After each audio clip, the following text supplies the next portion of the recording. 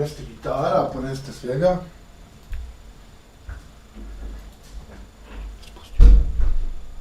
Hajde povučite, šta sad?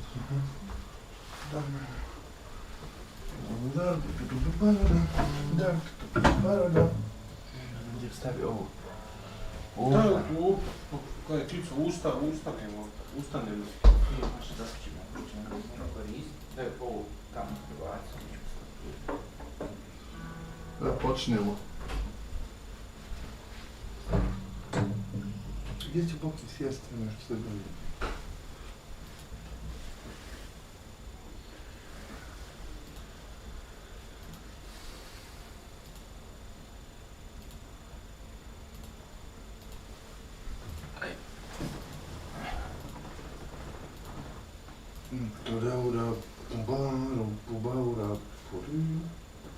Baram.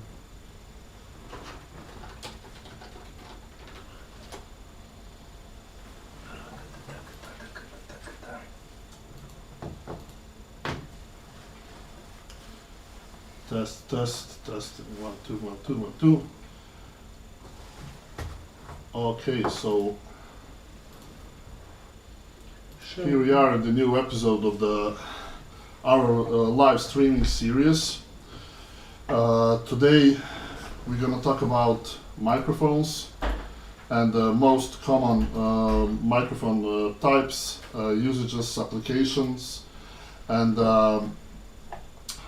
pretty much all basic things that you need to know about microphones, and everything that you need to do to understand before you go in any music shop and start buying these things. I hope that everybody can hear us loud and clear, and you can always post in the chat to let us know if you have any troubles. Hey Short. Let's get on with it. We have prepared pretty much all types of microphones that we could get our hands on, except for the ribbons. But I mean, those are pretty rare in the. I mean, in the usage and also in availability. I pretty much don't know anyone who has at least one. So. I failed to get that one, but it doesn't matter. We will talk about it nevertheless. Before we get started, I'll just give you a heads up. We'll talk about types, polar patterns, usages, and we will also demonstrate few types of use, like miking acoustic guitar and guitar amplifier. It is right here behind me. Boyan has some floor tom and some cymbals on the other side of the camera that he will bring in when the time comes for that. So let's dig in. First thing that I want to show you is obviously what are basic types of microphones that you will encounter. Now, people like to discuss about this endlessly. But basically, separation that I use is like there are basically three types. You have your dynamic microphones, condenser microphones, and ribbon microphones. Main difference is in build. So dynamic microphones are the most popular one is in my hand. It's Shure SM57 and his brother or sister SM58. Dynamic microphones are basically warriors of the studio and live use. They handle super high SPLs really well. They work on a simple principle of a movable induction coil suspended in a magnetic field. So they're really sturdy and able to withstand high SPLs from, let's say, guitar amp or the bass amp or the percussive instruments, drums, whatever is loud and you need it mic'd. It's this. You will need this probably. This is the some people call this industry standard, but beside that there's like 5 or 6 other microphones that are like that you can find pretty much on any stage anywhere in the world. Beside this one, there's Electro Voice RE20, Sennheiser MD421, obviously SM7B. All those variations are awesome, but this is really the most common thing in every studio or in every stage in the world. So basically, that's pretty much what we can say about them. The main thing here is that SM57 is most commonly used as instrument in microphone, and let's say 58 is used as a vocal mic, is like tight grip, close-up vocal mic for live stages and live applications. I mean, there are no written rules for this. You can use this whatever in whatever way you find fit, and it's just about listening. And we can demonstrate now a bit of how it sounds when you apply this to a guitar amp. I will ask any one of you to take that guitar and let's play a bit.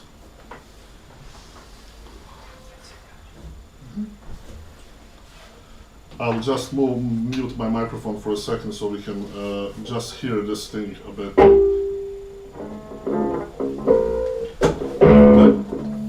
Let me know if you hear the guitar in the chat. Thanks.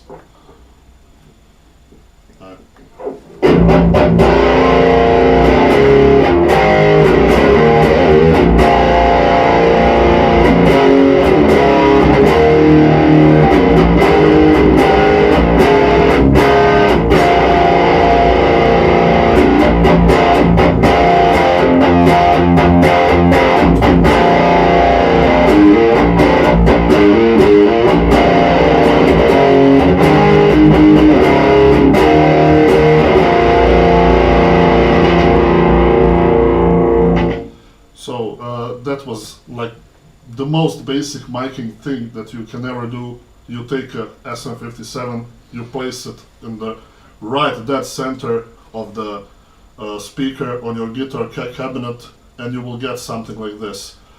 Of course, there are like dozen different ways that you can use this miking technique, and you can use the center. Most of the people will say, oh, I'm using the second third of the distance between the center and the edge of the speaker. Some people will put it within like 45 degrees angle. All those things are changing the sound, and you should just experiment with it and make the most of it. Like, if you like it on the center, use it like this. If you have more than one of these, you can have several in place and just blend those signals. It's like endless sea of possibilities with dynamic microphones and the miking of, let's say, app. Maybe we can move that one maybe a bit on the side, just so people can hear the difference between the center and the side.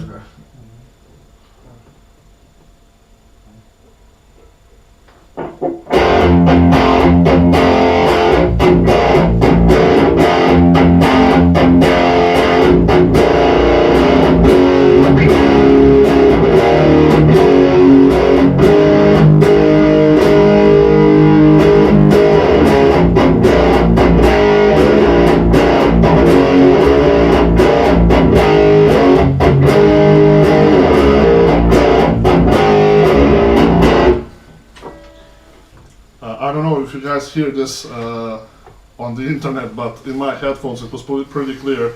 Once we started getting further away from the center, sound was a bit less bright, and it had more of that low, mid, and low frequencies inside of it.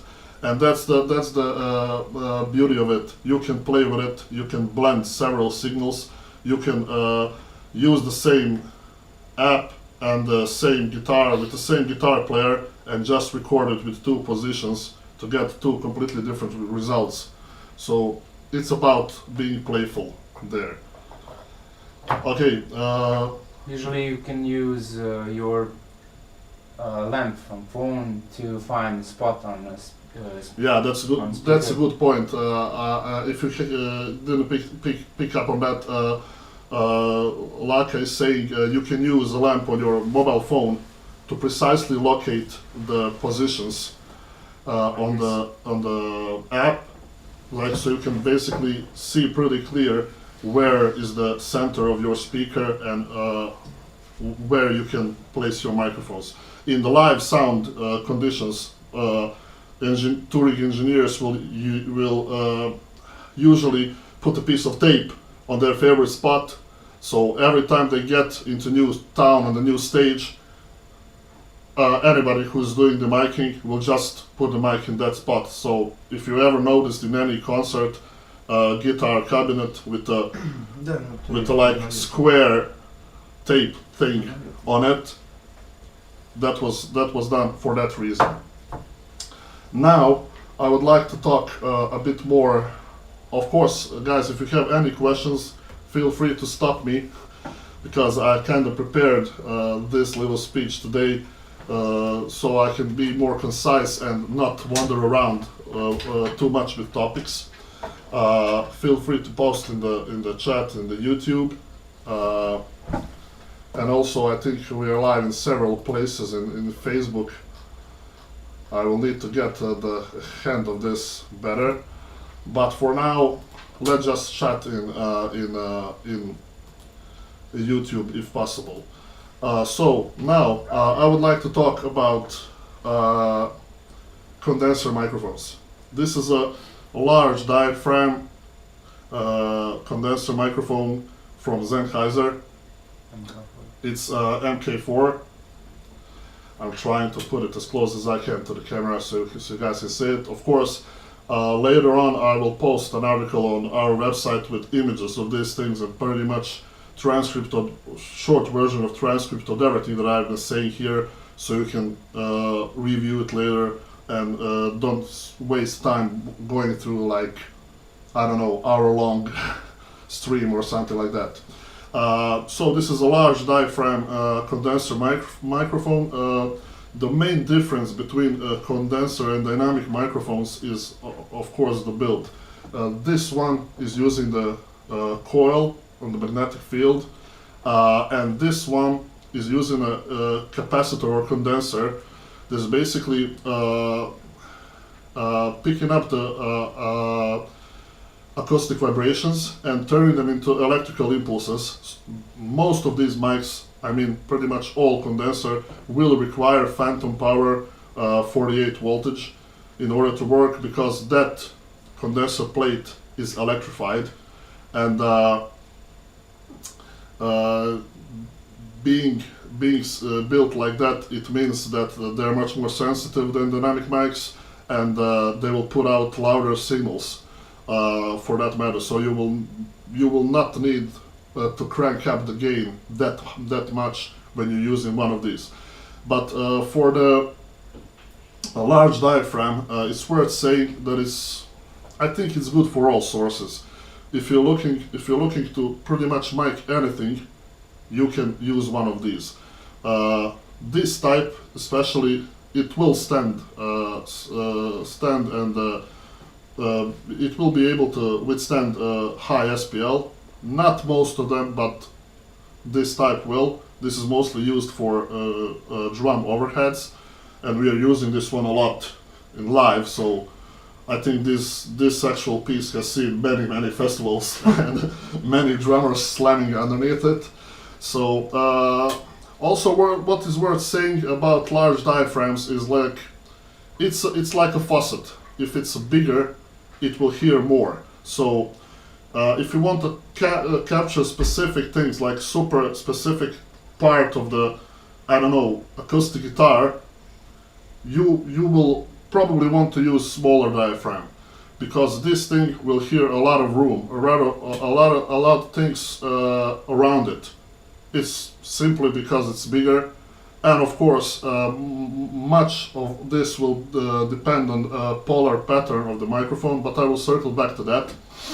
So let's say we want to mic an acoustic guitar. We can use one of these, and just for comparison, I will mic same acoustic guitar with a small diaphragm, so we can compare large versus small, so you guys can actually hear the difference. Now I will try to set up. Laka is already bringing one of the stands. I will screw this on, and maybe we can use just one more XLR, or the same XLR for the small diaphragm.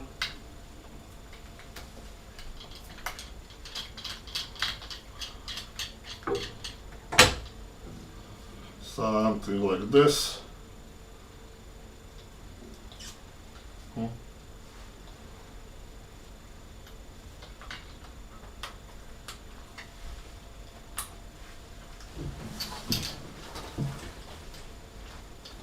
My stand is giving me a bit of a trouble, so I just need to tighten it real hard.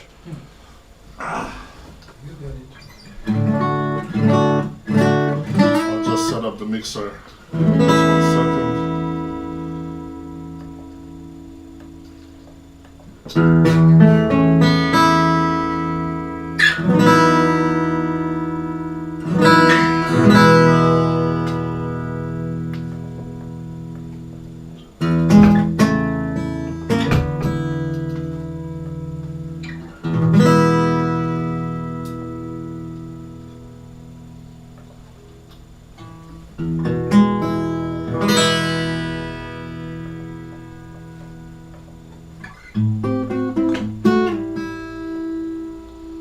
Hope you guys are hearing this right, because in my headphones it sounds about right.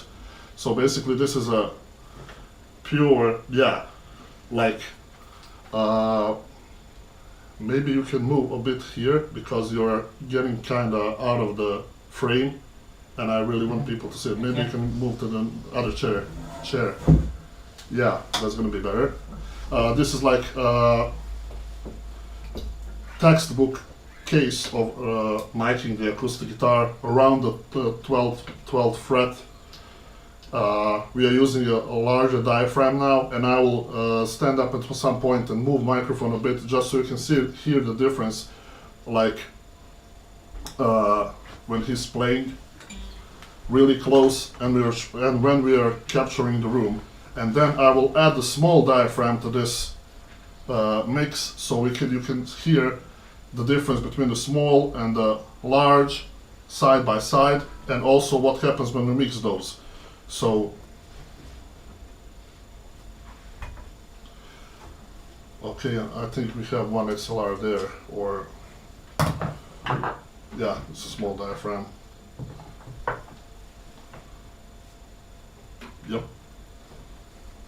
And what I can say while we're preparing this is, again, there's no absolute rule on how to mic this type of instrument. Why? Because first of all, every guitar is basically different from the next one. If it's on the stand, is it? Nope.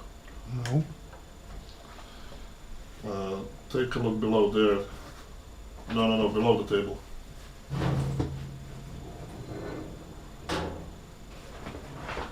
Okay. First guitar, every guitar is different from the next one, and every guitar player is different. Every room is different. So what I like to do is I will have the guitar player start playing, and when he's playing, I'll just move around the room, far and close, and see, or I mean not see, obviously, hear where the sweet spots for that guitar sound. And if I want to capture strumming or something more in detail, I will place the microphone close to that region. If I have the sweet spot, let's say 2 meters away in the room, where I have that really nice guitar bottom, I will place one more mic there, and then blend all those signals together to liking. So, Third one. okay, we are placing the small diaphragm now, just so we can compare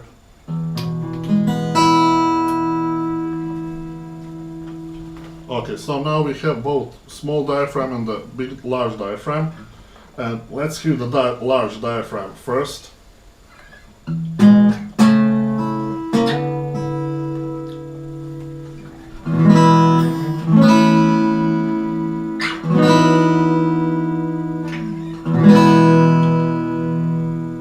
You see, you can hear how rich is that sound. You know, you can almost hear it reverberating with the room.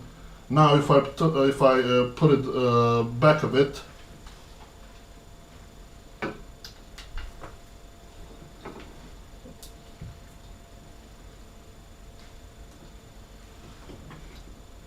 okay.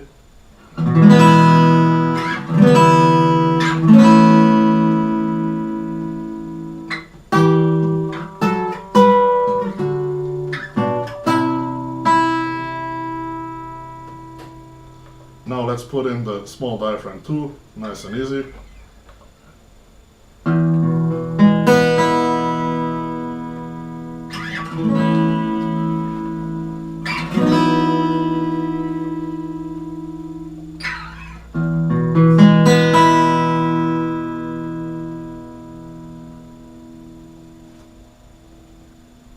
Okay, now I hope you can hear this difference. Now let's play only small diaphragm, just play.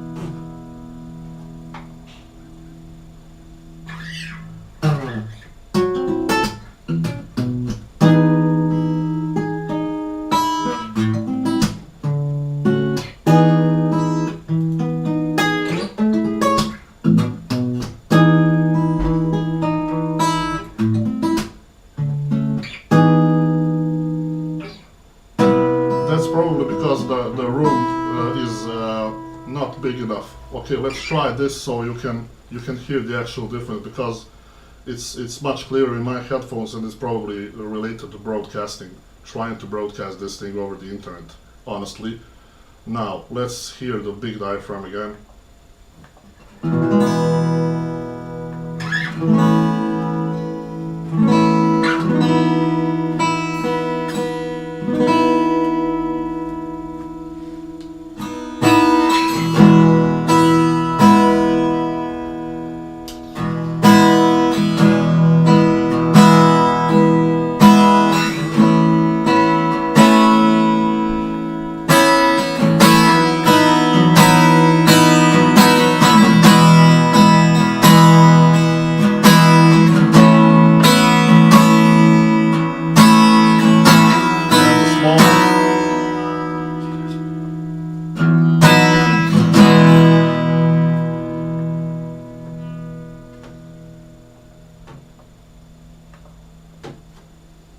Play just a bit more. So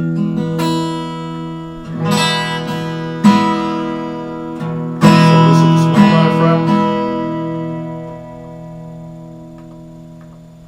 and this is the big one.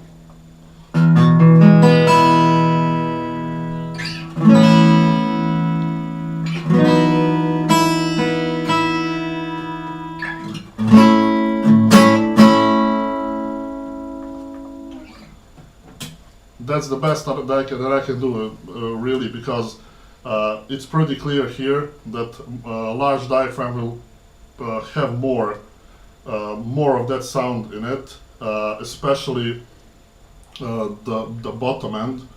Like, just listen for that, for example, comparing to smaller diaphragm.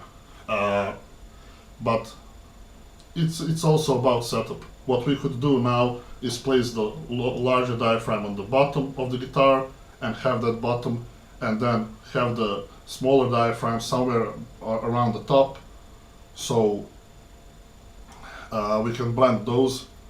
But it's about playing with both kinds of microphones. Their usages, like let's just try to sum it up. If you want to have more room and more space between, use larger diaphragms. If you want to have a string quartet, yeah, it should be richer in the lows because it has much more room. You know, it has the ability to capture more sound. It's simple as that. If you want to mic a string quartet, let's say all of them at once, you'll probably best off with using 2 large diaphragms.